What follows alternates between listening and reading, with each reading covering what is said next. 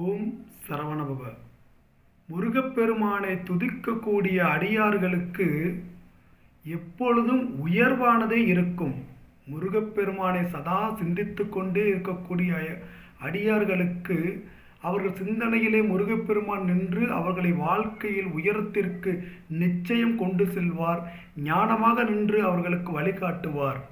அவர்கள் வாழ்க்கையில் ஒருபோதும் தாழ்வானது இருக்காது. இதனை நான் சொல்லவில்லை, அருணகிரிநாதர் அற்புதமாக கந்தர் அலங்கார பாடலிலே சொல்கின்றார்.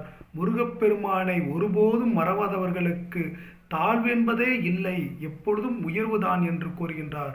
அற்புதமான ஒரு பாடல் அது.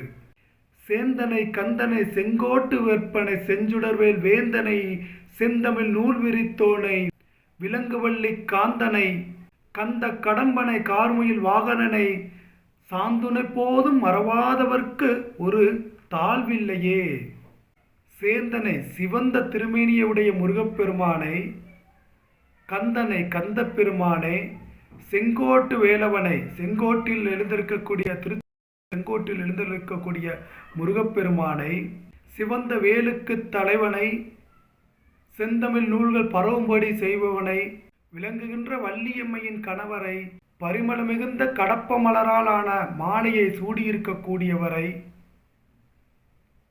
மழை வருவதைக் கண்டு மகிழ்ந்து ஆடக்கூடிய அந்த மயிலினை கொண்டிருக்கக்கூடியவரை, உயிர் பிரியும் வரை மறவாதவர்களுக்கு, சாந்துனை போதும் மறவாதவர்களுக்கு ஒரு குறையும் இல்லையே, எந்த ஒரு குறைவும் வராது அவர்களுக்கு, ஒரு தாழ்வும் இல்லை, எந்த ஒரு குறையும் வராது அவர்களுக்கு, எல்லாமே நிறைவாக உயர்வாகவே இருக்கும் என்று இந்த பாடல் கூறுகின்றது.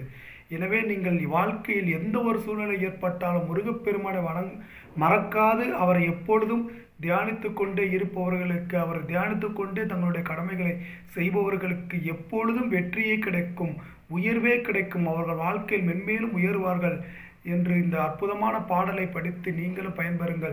கந்தர் அலங்காரத்தில் வரக்கூடிய அற்புதமான பாடல். இதனை நீங்கள் பாராயணம் செய்தீங்கள். இதனை திரும்ப திரும்ப படித்து உங்களுக்குள் நினைவு வைத்துக் கொள்ளுங்கள். முருகப்பெருமானை மறவாதவர்களுக்கு ஒரு தாழ்வு என்பதே இல்லை, எப்பொழுதும் உயர்வுதான் என்பதை சிந்தித்து முருகப்பெருமானை வணங்கி அவனது முருகப்பெருமானது அருளை பெறுங்கள். நன்றி, வணக்கம்.